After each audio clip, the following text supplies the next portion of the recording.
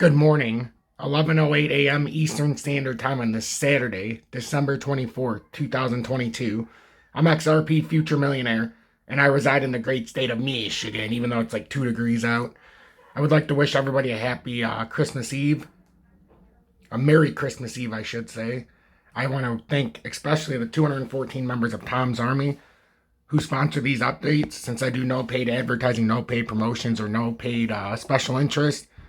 I don't accept paid money to advertise a coin, a token, an exchange, or anything like that. What you see and what I promote is because I personally use it, and if you don't like that, awesome. I don't honestly give two shits. So the Ripple SEC begs court not to disclose Hinman documents, threatens appeal. While U.S. Securities and Exchange Commission SEC Chairman Gary Gensler is calling for a crackdown on the crypto industry based on existing laws and jurisprudence, he may find his nemesis in Ripple in the battle over the Hinman documents. As Bitcoinist reported yesterday, redactions of all documents related to the summary judgments were due to be filed by the SEC and Ripple by yesterday. Both parties met that deadline in a timely manner, and the SEC's file reveals that it is still not ready to release the Hinman documents to the public. In the document, the SEC is begging District Judge Annalisa Torres not to release the documents while also issuing a threat. The SEC respectively maintains that the Hinman speech documents are protected by privilege, but if these documents were to become part of the public record, the SEC would be foreclosed from making any such argument in the future on appeal in this litigation or in other litigation, which would be highly prejudicial to the SEC. Is Ripple becoming the SEC's nemesis? Ripple community attorney Jeremy Hogan commented on this paragraph in the document. The SEC is still arguing that the Hinman emails are privileged despite losing that issue about 100 times already. Blows my mind and makes me curious, is that a word, about what it is then, or what is in them.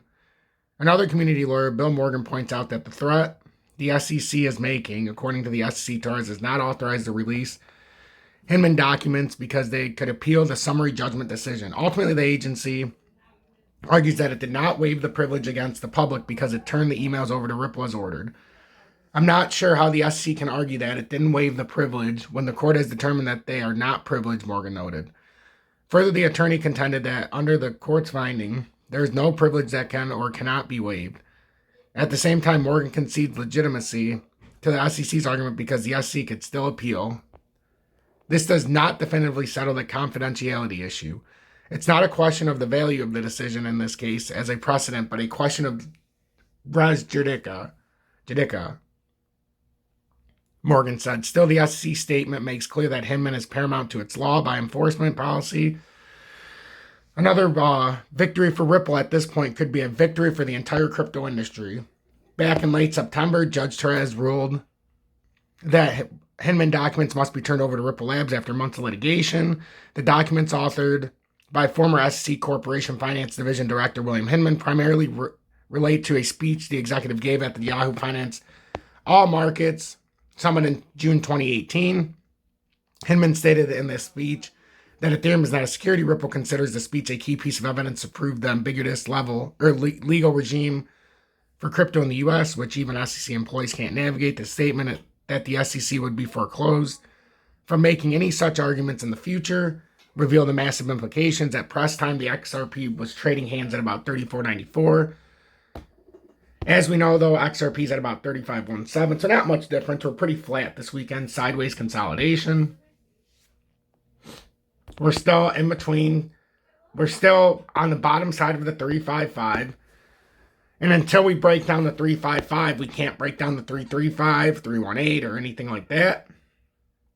We've got the 348 right here. As you can see, you might as well just call it 35 cents. I like the 348 though, but it is this downtrending resistance. That it'll eventually hit that level exactly. But we are in a rising channel right now. So these are technically bearish reversals when we get to the top. So we got to pay attention to that, obviously. We've got, if we look at the perpetual futures chart, we're right at the top of this descending triangle. And that's right at about, that's the 355 that I'm talking about. We need to break 355, and then you can come up here to 371 approximately, or 375. But 371 is the symmetrical triangle, but it is also, you got 371, 37. It just depends where you hit, but I like the 371.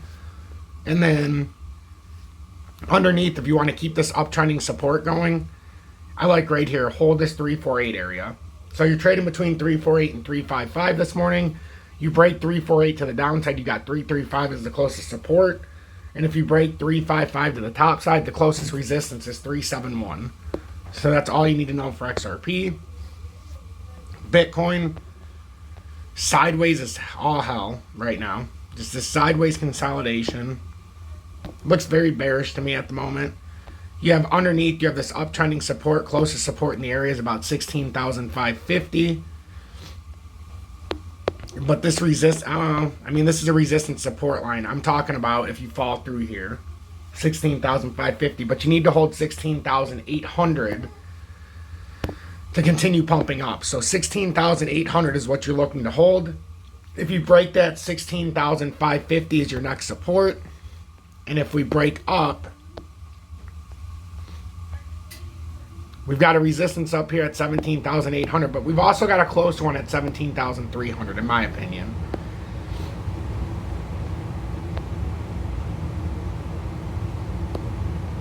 There's the 17,662 as well.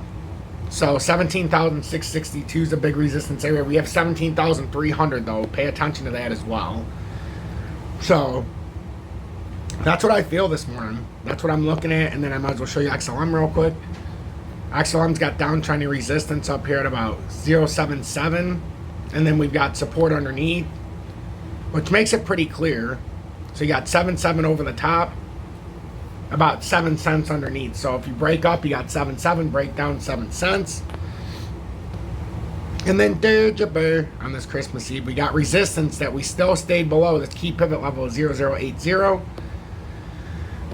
And then we've got, if we break this 0.080, we've got 0.0833. Underneath, you've got 0.0765. And then if you break 0.0765, you got 0.0746. So hopefully this helps out so you can see exactly what's going on this morning. If we're going to have any kind of bullish move, though, we got to break 0.0802 for DGB. But other than that, I hope you have a very Merry Christmas Eve. My dad and my brother, old Vincenzo's going to come over. Since my dad's in town right now, and old Vincenzo's got to leave the day after Christmas again to go back to Illinois with my dad to go work at the Rivian plant. So we're going to enjoy that today. I'll be back this afternoon for an update as usual. Hashtag the FUD stops here, but I want you to watch this as we exit so you can get a little bit of clarity what exactly Ripple is.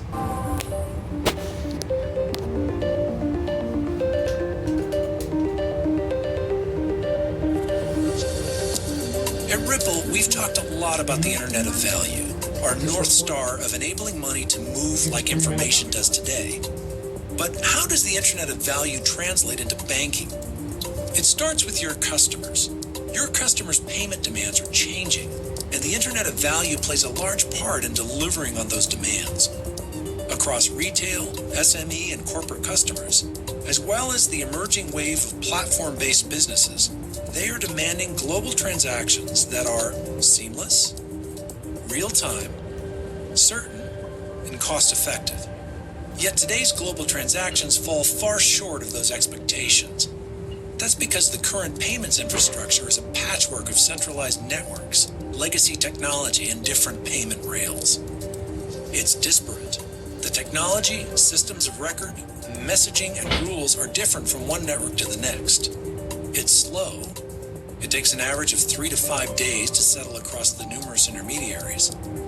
It's error-prone. Failure rates are high, and data flow between intermediaries is poor. And it's costly. Processing costs are high, an average of $25 to $35 for each payment. The downstream impact of these problems provides a subpar experience that's driving customers from your bank to fintech providers that can provide a better customer experience. We're solving this with RippleNet, which is the cornerstone of enabling the Internet of Value. RippleNet is a global decentralized network that brings together a diverse ecosystem of payments players for the first time in history. Let's look at what could be the fully realized future state of RippleNet, starting with the ecosystem of players who are categorized into two functional groups. First are network users.